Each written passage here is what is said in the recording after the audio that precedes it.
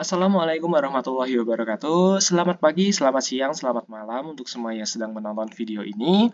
Sebelumnya, perkenalkan, nama saya Reza Meranadi Catur Kusuma. Dan di kesempatan kali ini, saya akan membahas dan menjelaskan mengenai langkah-langkah EDA dan clustering pada dataset Customer Segmentation. Dalam hal ini, saya melakukan ini untuk UAS Manajemen Big Data.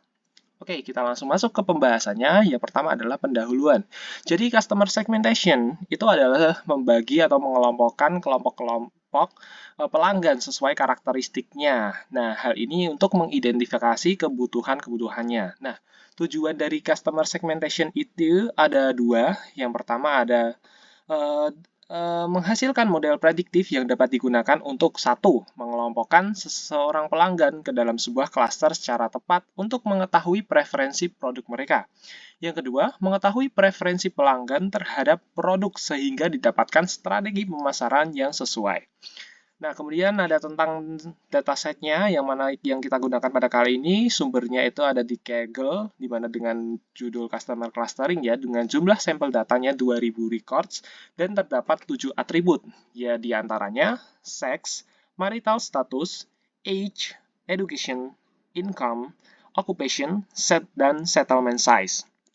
Oke, kita langsung masuk saja ke langkah-langkah. Yang pertama yaitu adalah meload library ya. Di sini ada banyak library, tinggal kita load. Kemudian kita juga set option untuk max column dan max row ya agar tidak ada pembatasan.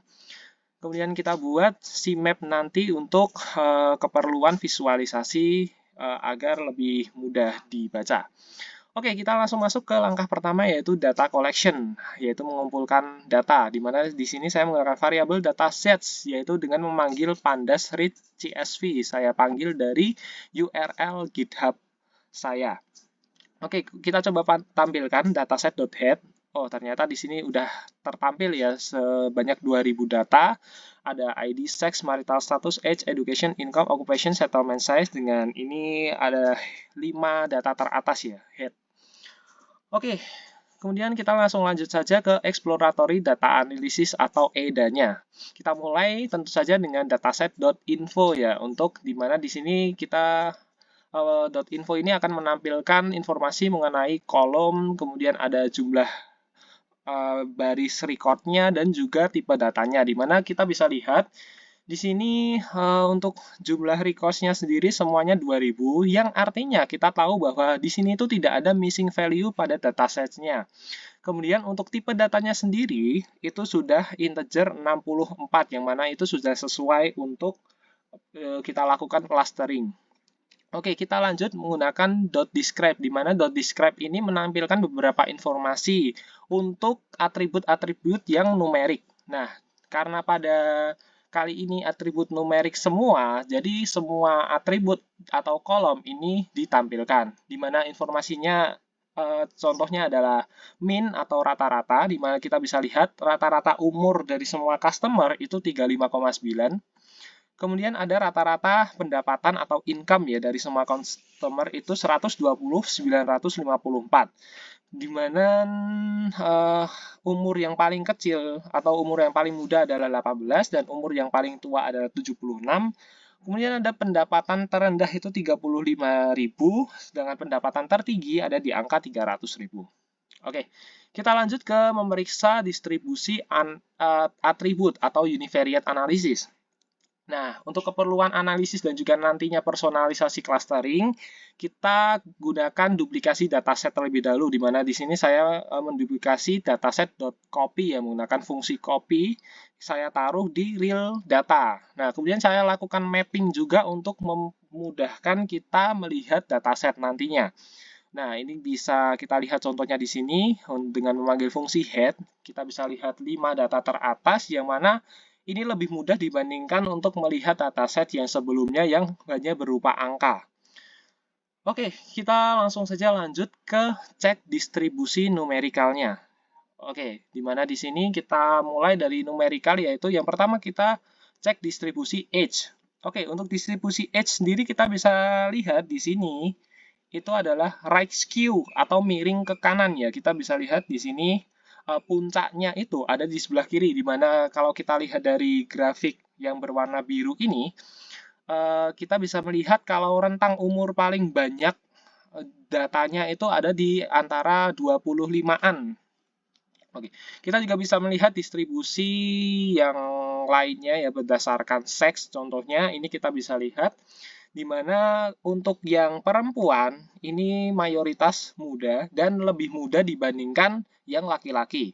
Kemudian untuk marital statusnya di mana untuk yang non-single ini umurnya lebih muda dibandingkan yang single. Nah, kita bisa lihat, kemudian ada yang lain, education ini, contohnya high school paling muda dan paling banyak ya. Kemudian untuk occupation sendiri, untuk yang skill employee ini paling banyak.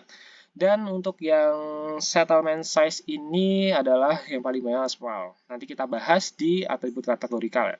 Oke, sama untuk income, di mana kita bisa lihat di sini untuk distribusi dari income sendiri itu adalah right skew atau miring ke kanan.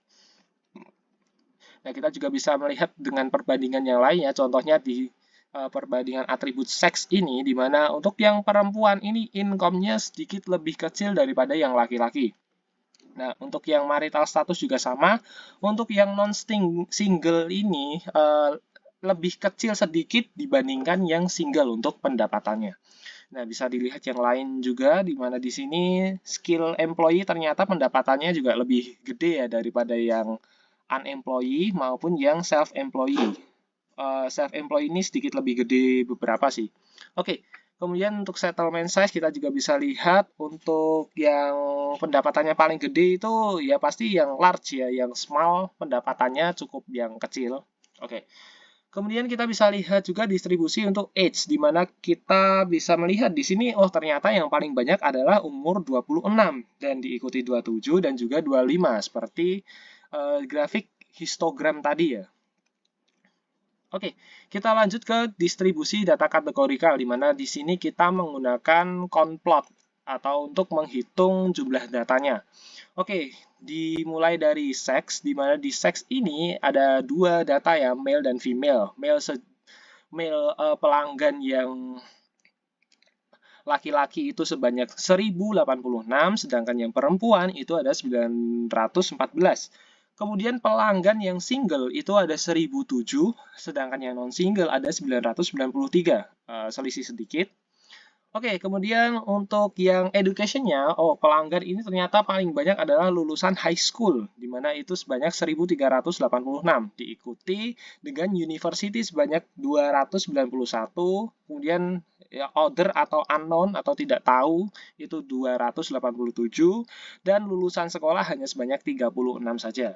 Kemudian untuk occupation-nya, itu yang paling banyak ada di skill employee, ini sebanyak 1113, kemudian di unemployee itu ada 633 dan self-employee ada 254.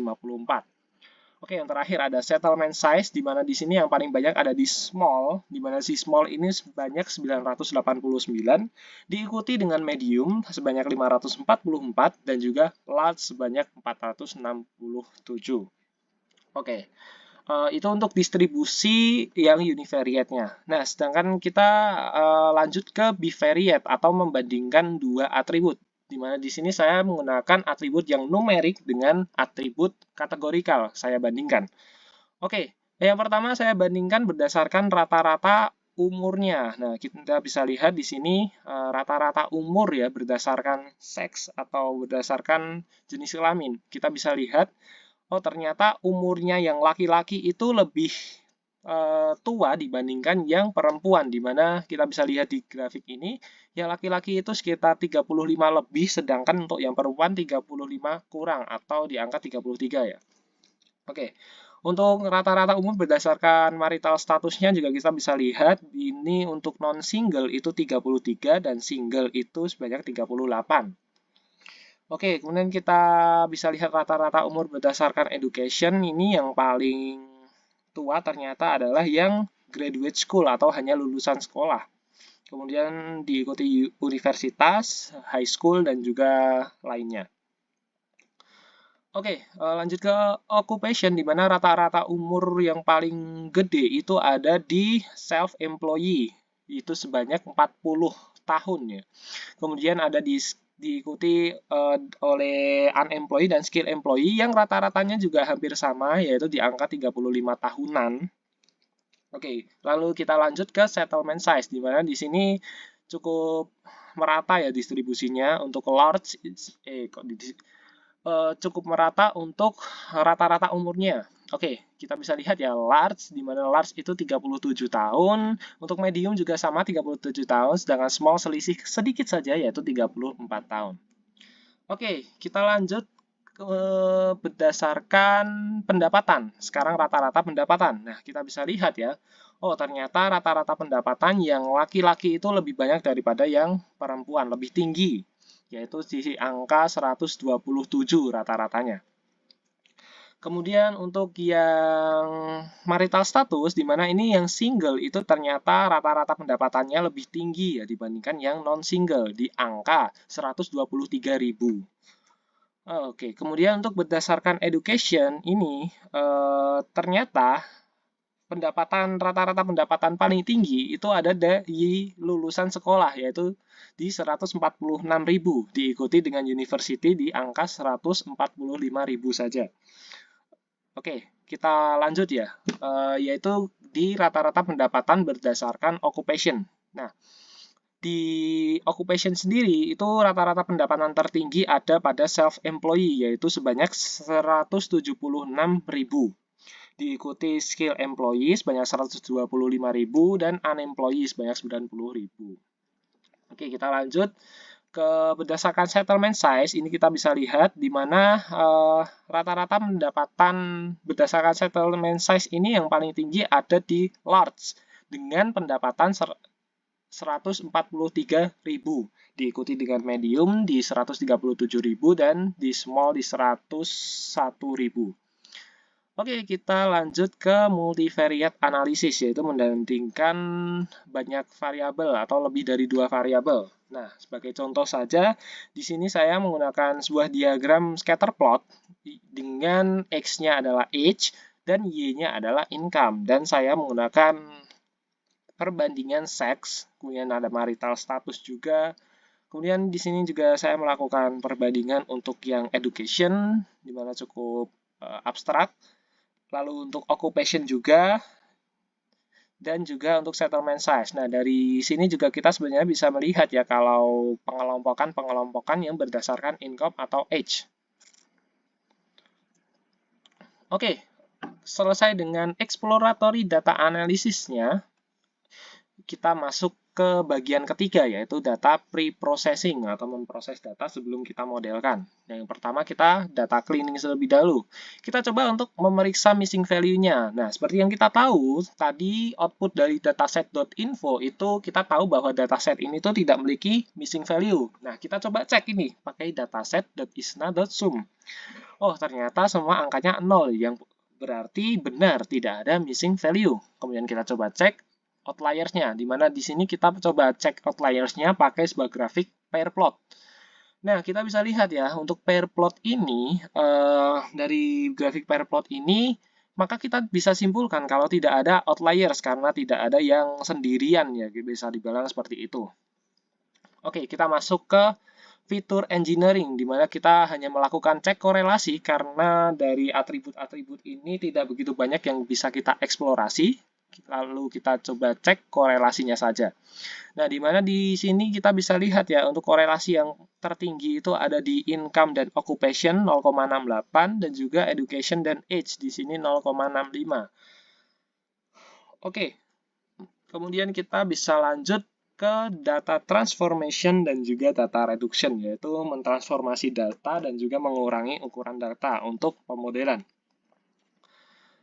Oke, kita yang pertama melakukan drop, yang mana kita drop ID ya, karena kita tidak menggunakan ID untuk clustering, karena ID hanya merupakan indeks ya. Kemudian kita juga siapkan sebuah fungsi preprocess data, di mana fungsi ini itu berisi power transform untuk meluruskan distribusi yang tadinya right skew, kita normalkan menjadi terdistribusi normal. Selain itu, kita juga gunakan min-max scaler di sini untuk melakukan standarisasi pada atribut numerik, yaitu income dan juga age.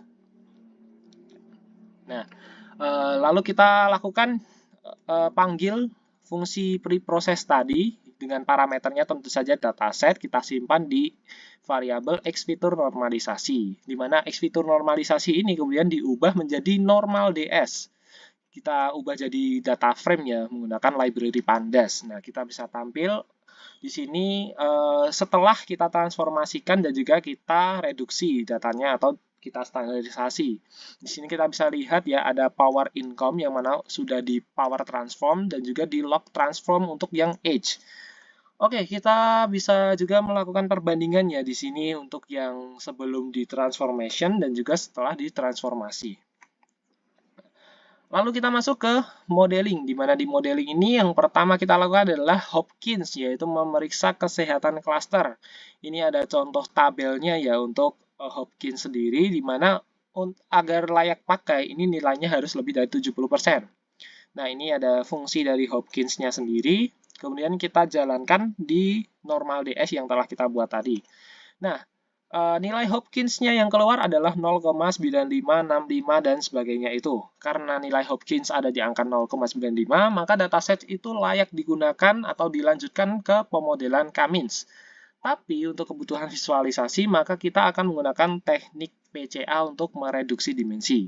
Nah, kita di sini gunakan PCA dengan 3 komponen sih ya. Oke, kita langsung fit transform saja dan kita bisa lihat ini hasil dari PCA yang kita lakukan. Ada call 1, call 2, call 3, dan beberapa informasi lainnya.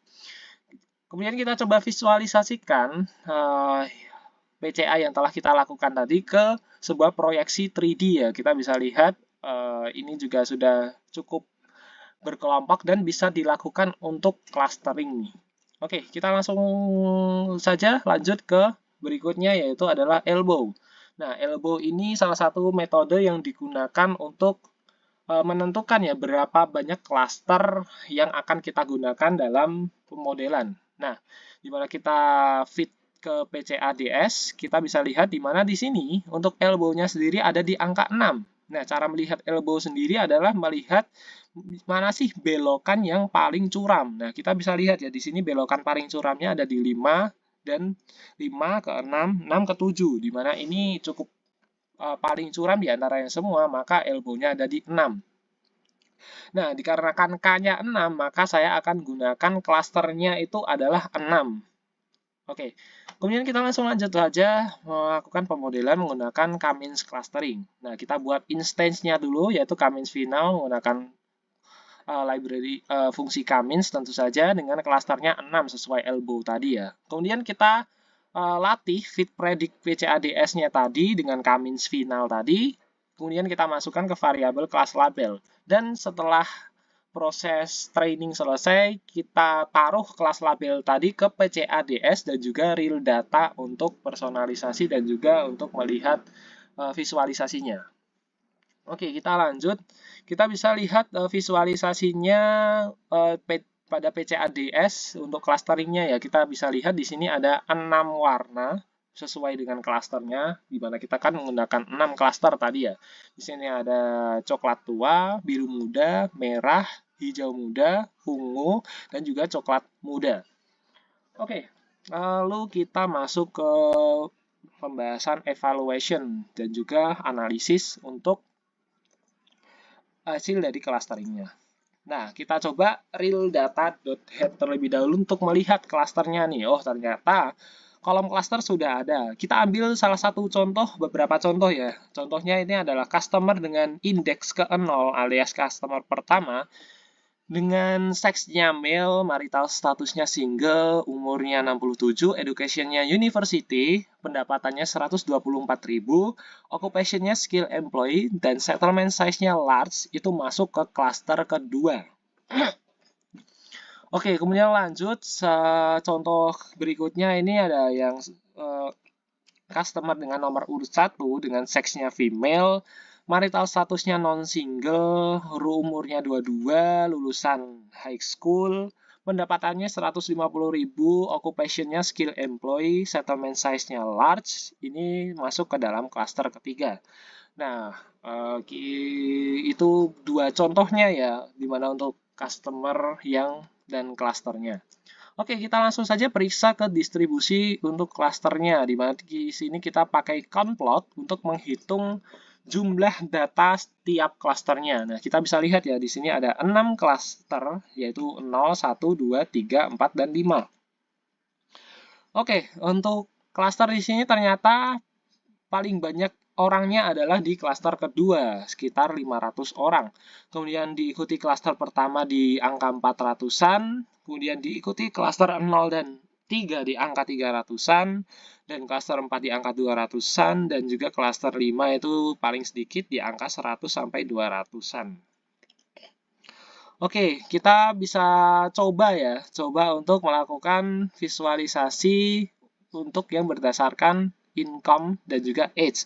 Nah, bisa kita lihat ya ini visualisasinya dan ternyata cukup abstrak ya untuk melihat visualisasi berdasarkan income dan age ini untuk klasternya. Karena itu kita langsung lanjut saja ke profil klaster yang berdasarkan atribut, di mana yang pertama adalah atribut income. Di sini saya melakukan group by menggunakan cluster, lalu kita hitung rata-rata per klasternya. Nah, kita bisa lihat ya, rata-rata pendapatan per klasternya. Klaster yang memiliki rata-rata income paling tinggi adalah klaster 2, di mana ini angkanya adalah 145.373.000.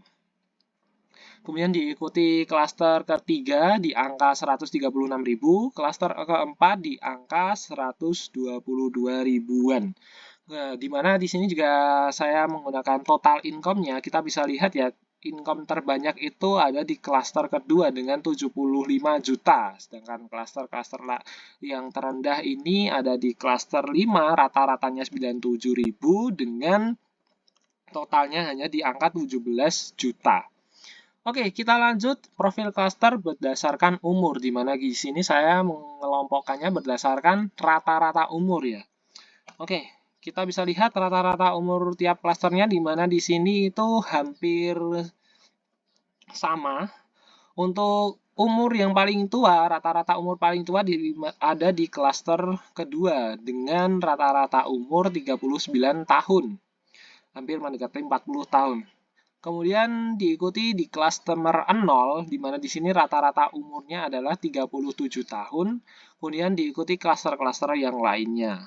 Untuk yang paling muda sendiri ada di klaster 1 ya, dengan rata-rata 32 tahun. Oke, kita langsung lihat profil klasternya untuk semua atribut kategorikal. Gimana kita bisa coba lihat di sini untuk seks ya. Nah, seks sendiri itu ternyata klasternya hanya berisi satu jenis kelamin setiap klasternya, di mana untuk yang laki-laki itu hanya ada di klaster 0, 2, dan 4, sedangkan yang perempuan itu hanya ada di klaster 1, 3, dan 5. Oke, kita lanjut untuk marital status, di mana di sini juga sama seperti yang seks tadi, di mana di sini yang single itu hanya masuk ke klaster tertentu yaitu 0, 2, dan 5, sedangkan yang non-single itu masuk ke klaster 1, 3, dan 4. Oke, untuk education, lanjut. Di sini education berbeda dengan dua yang sebelumnya, cukup merata di setiap klasternya. Di university ini setiap klaster ada, dengan yang paling banyak itu ada di klaster nomor 1 dan nomor 3.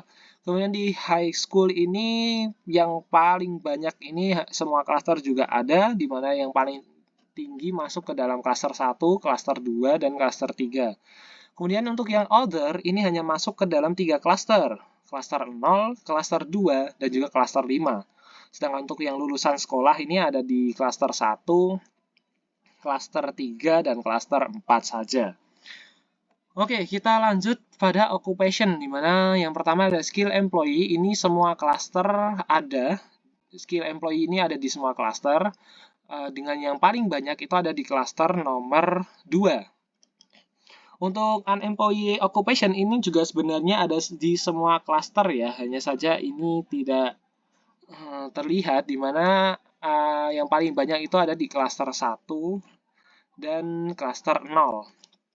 Oke, untuk self-employee sendiri ada 3, di mana yang paling banyak itu ada di klaster kedua. Kemudian yang terakhir ada settlement size, ya untuk setiap klasternya ya. Kita bisa lihat di large ini ada 3 klaster saja, yaitu klaster 2, klaster 3, dan 4. Sedangkan untuk small, ini ada semua klaster, di mana yang paling banyak ada di klaster 1, kemudian yang paling sedikit ini ada di klaster 2, di mana ini hampir tidak terlihat ya malahan. Dan juga sama di medium, juga semua klaster ada. Ini yang paling banyak ada di klaster 2, sedangkan yang paling kecil ini ada di klaster nomor 1. Oke, lanjut ke distribusi atribut kategorikal pada setiap klaster ya. Ini untuk melihat setiap klaster itu karakteristiknya bagaimana sih? Ini contohnya ya, untuk seks itu 0 ini semuanya laki-laki, kemudian 1 ini semuanya perempuan, 2 ini semuanya laki-laki, 3 semuanya perempuan, dan seterusnya. Termasuk untuk marital status, education, occupation, dan juga settlement size-nya. Oke, bisa dilihat ya grafiknya. Oke, untuk mempersingkat waktu, kita langsung saja ringkas ke keringkasan karakteristik per klasternya. Nah, di sini saya sudah ringkas ya. Oke, untuk klaster yang 0, di mana ini umurnya itu rata-ratanya 37 tahun, pendapatannya 102.290 dengan totalnya 31 juta. Kemudian untuk kelaminnya semuanya berjenis kelamin laki-laki dengan status marital statusnya single. Untuk education-nya sendiri mayoritasnya high school, kemudian diikuti other, dan sisanya university. Kemudian untuk occupation-nya mayoritas diri unemployee atau unskilled, sisanya skill employee atau official. Untuk settlement size-nya mayoritas small, sedikit sisanya medium. Untuk cluster yang 1, itu rata-rata umurnya 32 tahun, rata-rata pendapatannya 102.000 dengan totalnya 43 juta. Semuanya berjenis kelamin perempuan dan juga semuanya non-single. Untuk education-nya mayoritas high school, sebagian kecil universitas, dan sedikit sisanya lulusan sekolah. Occupation-nya sendiri mayoritas unemployee atau unskilled, sedangkan sisanya skill employee atau official. Untuk settlement size-nya sendiri hampir semuanya small dan sedikit sisanya hanya medium. Untuk karakteristik klasternya, untuk yang kedua, di mana ini rata-rata umurnya 39 tahun, kemudian untuk rata-rata pendapatannya ada di 145.000 dengan totalnya 75 juta, yang paling banyak ya. Kemudian untuk jenis kelaminnya semuanya berjenis kelamin laki-laki, semuanya juga single, education-nya high school mayoritas, sebagian besar lainnya other, dan sedikit sisanya university. Untuk occupation-nya sendiri, mayoritas yang paling banyak ada skill employee atau official, dengan settlement size-nya large sedikit lebih banyak dari medium. Untuk karakteristik klaster ketiga, rata-rata umurnya adalah 34 tahun dengan rata-rata pendapatan 136.000 dengan totalnya 41 juta. Semuanya berjenis kelamin perempuan dan semuanya juga non-single. Untuk education-nya mayoritas high school, sebagian universitas, dan sisanya lulusan sekolah. Kemudian untuk occupation-nya mayoritas ini skill employee dan sisanya self-employee. Kemudian untuk settlement size-nya, mayoritas ini medium, dan sebagian besar lainnya itu large, hanya small yang sedikit. Kemudian untuk yang klaster keempat, di mana di sini rata-rata umurnya adalah 33 tahun, dengan rata-rata pendapatannya di 122.000, dengan totalnya 31 juta, semua berjenis kelamin laki-laki, semuanya non-single, mayoritas education-nya high school, mayoritas occupation-nya skill employee, dan settlement size-nya small paling banyak, sedikit lebih banyak dari large dan medium yang berimbang. Klaster yang terakhir kita bisa lihat ya di sini untuk rata-rata umurnya adalah 35 tahun dan rata-rata pendapatannya ada 97.000 dengan totalnya 17 juta. Semuanya berjenis kelamin perempuan, semuanya single, kemudian untuk education-nya mayoritas high school, sebagian kecilnya older, mayoritas occupation-nya unemployed atau unskilled, setengah darinya skill employee, dan settlement size-nya small adalah yang paling banyak. Nah, itu untuk karakteristik setiap klasternya ya, bisa lihat melalui grafik maupun dari narasi yang telah saya tulis ini. Oke, yang terakhir kita bisa lihat siluet skornya ya, di mana untuk pemodelan ini siluet skornya kita dapatkan 0,83. Oke, jadi sekian untuk penjelasan dan langkah-langkah mengenai EDA dan modeling clustering. yang saya lakukan. Mohon maaf apabila ada salah kata atau penjelasan yang kurang jelas dan kurang berkenan mungkin di hati pemirsa semuanya. Saya cukupkan. Wassalamualaikum warahmatullahi wabarakatuh. Sampai jumpa di video berikutnya.